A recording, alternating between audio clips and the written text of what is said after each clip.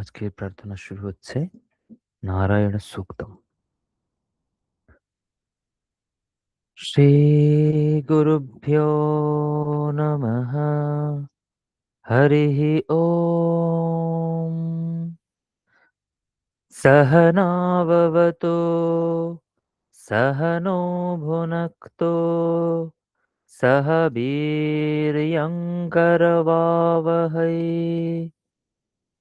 तेजस्विनावधीतमस्तु मा विद्विषावहै। ॐ शान्ति शान्ति शान्तिः। ॐ सहस्रशीर्षं देवं विश्वाक्षं विश्वशम्भुवम् विश्वन्नारायणं देवमक्षरं परमं पदम् विश्वतः परमान्नित्यं विश्वन्नारायणगुं हरिम् विश्वमेवेदं पुरुषस्तद्विश्वमुपजीवते पतिं विश्वस्यात्मेश्वरगुं शाश्वतगुं शिवमच्युतम् नारायणं महाज्ञेयं विश्वात्मानं परायणम् नारायणपरो ज्योतिरात्मा नारायणः परः नारायणपरं ब्रह्म तत्त्वन्नारायणः परः नारायणपरो ध्याता ध्यानन्नारायणः परः यच्च किञ्चिज्जगत्सर्वं दृश्यते श्रूयतेऽपि वा अन्तर्बहिश्च तत्सर्वं व्याप्य नारायणस्थितः अनन्तमव्ययं कविगुं समुद्रेऽन्तं विश्वसम्भुवम् पद्मकोशप्रतीकाशगुं हृदयं चाप्यधोमुखम् अधो निष्ट्यावितस्त्यान्ते नाभ्यामुपरि तिष्ठति ज्वालमालाकुलं भाति विश्वस्यायतनं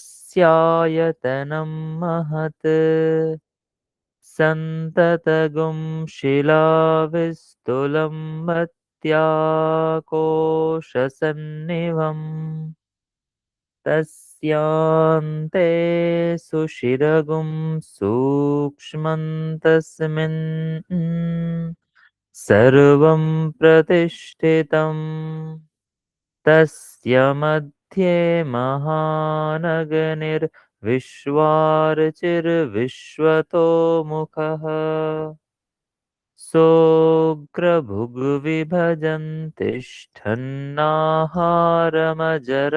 कविः तिर्यगूर्ध्वमधः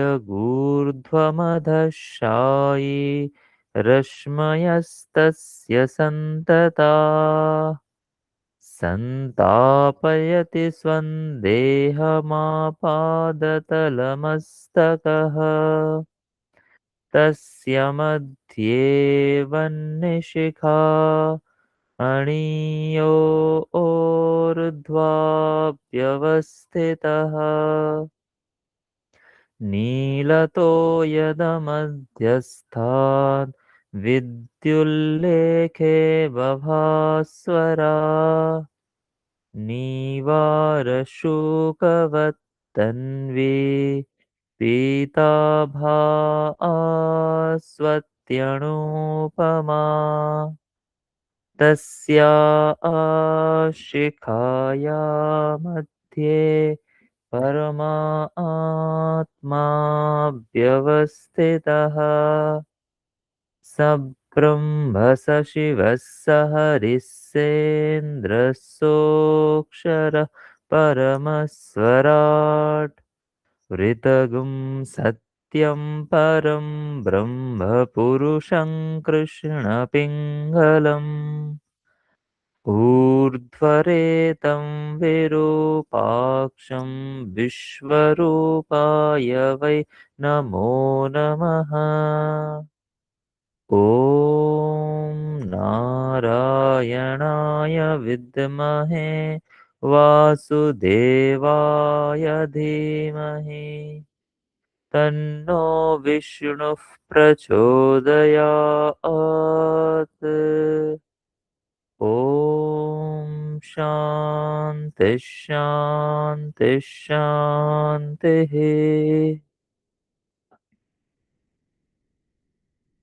श्रीमद्भगवद्गीता सप्तम अध्याय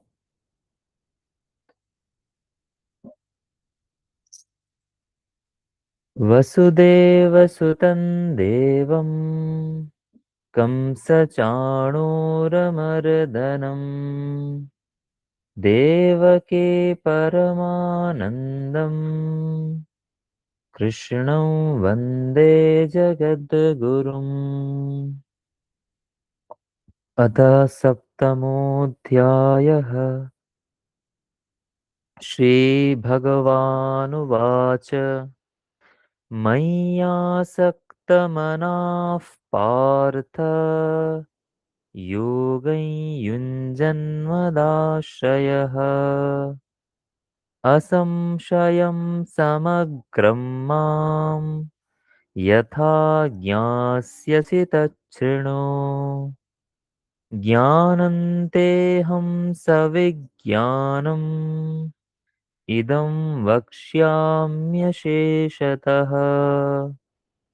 यज्ञात्वा नेह भूयोऽन्यत् ज्ञातव्यमवशिष्यते मनुष्याणां सहस्रेषु कश्चिद्यतति सिद्धये यततामपि सिद्धानां कश्चिन्मां वेत्ति तत्त्वतः भूमिरापो नलो वायुः खं मनो बुद्धिरेव च अहङ्कार इति यं मे भिन्ना प्रकृतिरष्टधा अपरेयमितस्त्वन्याम्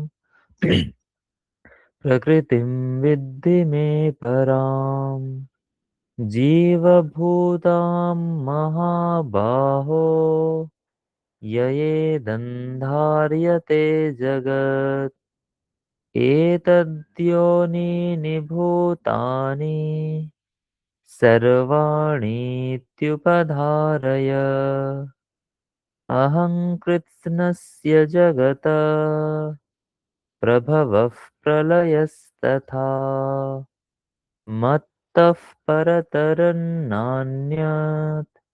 किञ्चिदस्ति धनञ्जय मयि सर्वमिदं प्रोतं सूत्रे मणिगणा इव रसोऽहमप्सु कौन्तेय प्रभास्मि शशिसूर्ययोः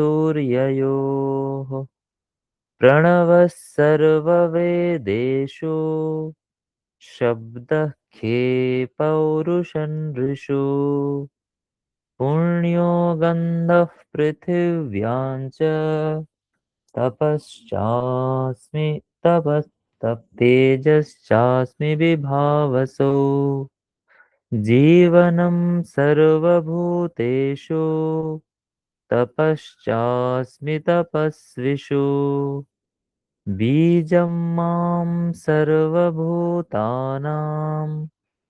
विद्धि पार्थ सनातनम् बुद्धिर्बुद्धिमतां बुद्धिमतामस्मि तेजस्तेजस्विनामहम् बलं बलवतां चाहं कामरागविवर्जितम् धर्माविरुद्धो भूतेषु कामोऽस्मि भरतर्षभ ये चैव सात्विका भावा राजसास्तामसाश्च ये मत्त एवेति तान् विद्धि न त्वहन्तेषु ते मयि त्रिभिर्गुणमयैर्भावै एभिः सर्वमिदं जगत्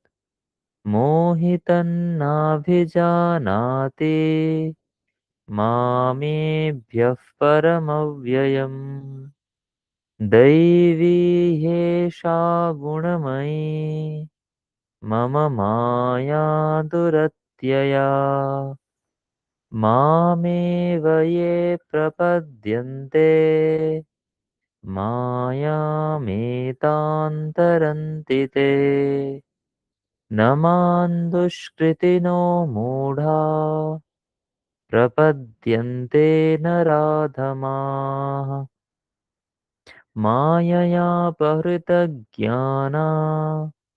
आसुरं भावमाश्रिताः।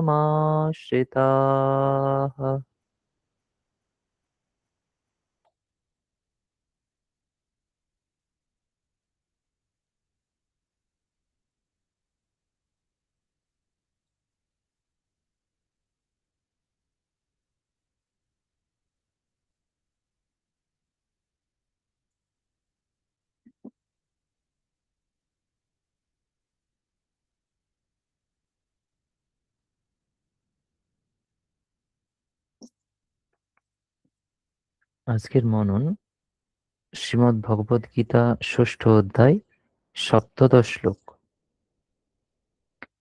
युक्ताहारविहारस्य युक्तचेष्टस्य कर्मसु युक्तस्वप्नावबोधस्य योगो भवति दुःखः। युक्ताहारविहारस्य युक्तचेष्टस्य कर्मसु युक्तस्वप्नावबोधस्य योगो भवति दुःखः।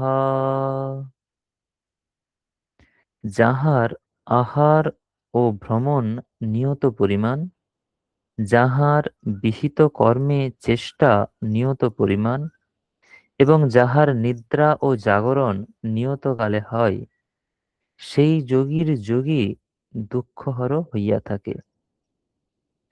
আমরা প্রসঙ্গ দেখছিলাম, যিনি যোগারূঢ় ব্যক্তি, সেই যোগারূঢ় ব্যক্তি কিভাবে নিয়ম পালন করেন। এর আগে হয়েছিল অষ্টাঙ্গ যোগের মধ্যে যোগারূঢ় ব্যক্তি কিভাবে আসন করবেন, তারপর সেই আসনের ফল বলা হয়েছে। ষোড়শ শ্লোক থেকে নিয়মের কথা বলা হচ্ছে, যে আহার এবং নিদ্রা কিরকম করবে, যোগী কতটা পরিমাণে করবে। ষোড়শ শ্লোকে বলা হয়েছিল, যোগী অত্যধিক খাবে না বা একেবারে খাবে না এমনও নয়, তাহলে সে যোগ আচরণ করতে পারবে না, অর্থাৎ সমাধিতে পৌঁছতে পারবে না। আবার যদি সে অত্যন্ত নিদ্রাশীল হয় অথবা অত্যন্ত জেগে থাকে, একবারেই ঘুমোয় না, তাহলেও তিনি যোগী হতে পারবেন না। এই শ্লোকে বলা হচ্ছে, যার আহার এবং বিহার, চেষ্টা বা কর্ম এবং নিদ্রা এবং জাগরণ এগুলো নিয়ত পরিমাণে হয়, অর্থাৎ যতটা প্রয়োজন সেই পরিমাণে হয়। যুক্তাহার বিহারস্য, যুক্ত, যুক্ত মানে হচ্ছে যতটা পরিমাণ, যুক্তিযুক্ত অর্থাৎ প্রয়োজন। আহার এবং বিহার, আহার মানে ভোজন এবং বিহার মানে ঘোরাফেরা এই অর্থে। অর্থাৎ যতটা প্রয়োজন ততটাই যদি আহার করা হয় এবং চলাফেরা করা হয় যোগীর ক্ষেত্রে, যুক্তচেষ্টস্য কর্মসু, এবং যে কর্মগুলো যোগীকে করতে হয় সেই কর্মগুলো করার জন্য যতটুকু চেষ্টা প্রয়োজন ততটুকু চেষ্টাই যোগী করেন। এবং যুক্ত স্বপ্নাববোধস্য, স্বপ্ন এবং অববোধ, অববোধ মানে জাগরণ, স্বপ্ন মানে নিদ্রা, যার স্বপ্ন অর্থাৎ নিদ্রা এবং জাগরণ যুক্ত অর্থাৎ নিয়ত পরিমাণ, নিয়ত কালে হয়, নির্দিষ্ট সময়ে হয়। যোগো ভবতি দুঃখঃ, সেই যোগীর যোগ দুঃখ হর হয়। দুঃখ হওয়া মানে দুঃখ বিহীন হয়, অর্থাৎ তিনি যে যোগ আচরণ করেন তাতে সমস্ত দুঃখ চলে যায়। আমি আগের শ্লোকেই বলেছিলাম যে এই দুটো শ্লোক পরস্পর সম্পৃক্ত, সেই জন্য যে অত্যধিক নিদ্রা করা চলবে না যোগীর ক্ষেত্রে, আবার একেবারে ঘুমানো চলবে না তাও নয়। তাহলে কতটা ঘুমাতে হবে? যতটা প্রয়োজন। একটি সংস্কৃতে সুভাষিত আছে যে অতি সর্বত্র বর্জয়েত, মানে অতি, অতি মানে বেশি, সেটা সবসময় বর্জন করবে। এখানে প্রসঙ্গে সেটা আমরা বলতে পারি, স্মরণে এলো। অতি অতি গর্বে হতা লঙ্কা, অতিমানে চ কৌরবা, অতিদানে বলির্বদ্ধ, অতি সর্বত্র বর্জয়েত। বা শেষ দিকটা হয়তো অনেক সময় অনেক অন্য থাকে, অতি সর্বত্র বর্জয়েত, এরকমই সম্ভবত ছিল। অতি দর্পে হতা লঙ্কা, অত্যন্ত যার দর্প হয়েছিল, দর্প মানে গর্ব, অহংকার, তাতে হতা লঙ্কা, লঙ্কা নষ্ট হয়ে গিয়েছিল। অতিমানে যা কৌরবা, অত্যধিক মান অর্থাৎ এই অহংকার, সেই প্রসঙ্গ একই ধরনের। অতিমানে যা কৌরবাহা, কৌরবরা ধ্বংস হয়ে গিয়েছিল। অতিদানে বলির বদ্ধ, বলি, সেই বলি রাজা অতি দান করতে গিয়ে তিনি বদ্ধ হয়েছিলেন। বদ্ধ মানে তিনি উম বাধা পড়ে গিয়েছিলেন বা মৃত্যুবরণ করেছিলেন। তসমাৎ অতি সর্বত্র বর্জয়েত, অতি যেটা বেশি, মানে সব দিক থেকে অতিটা খারাপ, সব জন্য সেই জন্য বর্জন করতে হয়। এরকম হয় সর্বম অত্যন্ত গর্হিতম, অত্যন্ত মানে অতিটা সবসময় গর্হিত, সেটা নিন্দা করা হয়। এই যে আমরা যদি অতি জাগরণ করি, অতি নিদ্রা করি, অত্যধিক আহার করি বা অতি আহার না করি, অত্যধিক কর্ম করি, অত্যধিক ঘোরাফেরা করি বা একেবারে ঘোরাফেরা না করি, একেবারে কর্ম না করি, যাই করি যদি অতিটা অর্থাৎ সব থেকে বেশি অথবা সব থেকে কম, একেবারে না করা, দুটোই ত্যাগ করতে হবে। যোগীর ক্ষেত্রে যতটা প্রয়োজন ততটা করতে হবে। এবং আমাদের জীবনে সব থেকে সবসময় অতি করাটা আহ খারাপ, মানে সেটা ঠিক নয় আর কি। যদি করা হয় তাহলে তার নিশ্চয়ই কিছু এফেক্ট থাকবে, ফল থাকবে। যদি আমি অতি নিদ্রা করি তাহলে তার একটা শরীর মনের উপর প্রভাব থাকবে। যদি অতি ভোজন করি তারও একটা শরীর মনের উপর প্রভাব থাকবে। ঠিক এখানে ভগবান তাই বলছেন, যোগী যেহেতু তার প্রত্যেকটা কর্মে, প্রত্যেকটা আচরণে, ভোজনে, নিদ্রাতে তাকে দৃষ্টি দিতে হয়। সেই জন্য তিনি প্রত্যেকটা কর্ম, প্রত্যেকটা আহার, বিহার, স্বপ্ন, নিদ্রা, জাগরণ সবই তিনি যুক্ত পরিমাণে করবেন। যুক্ত মানে যতটা প্রয়োজন, প্রয়োজন মতোই করবেন। অপ্রয়োজনীয় জিনিস বা অতিরিক্ত জিনিস তিনি করবেন না। আমাদের মনন পর্ব এখানেই শেষ করছি। আপনারা আপনাদের প্রাত্যহিক যে কর্ম, প্রাতঃভ্রমণ, এসব দিয়ে একটি সুন্দর দিন শুরু করুন। আমি এখানে রাখছি।